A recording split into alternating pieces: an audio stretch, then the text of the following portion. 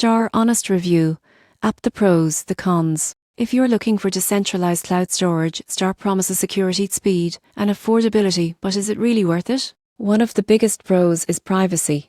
Most people get this wrong by assuming cloud storage is inherently risky. Star encrypts and shards your data across multiple nodes worldwide, meaning only you hold the decryption keys. Even if a node is compromised, your data remains secure. Another advantage is cost efficiency. Star uses a pay-as-you-go model, which can be significantly cheaper than traditional cloud storage solutions, especially for long-term or large-scale storage. Uploading and downloading files is straightforward through the app, and integrations with popular tools make it even more convenient. Star also boasts high redundancy and reliability. Data is distributed across hundreds of nodes, so even if some nodes go offline, your files remain accessible. Upload speeds are generally fast, and the network continues to improve as more nodes join. However, there are cons. Some users note that retrieval times can vary depending on node availability, and very large files may take longer to reconstruct. Additionally, while the app interface is functional,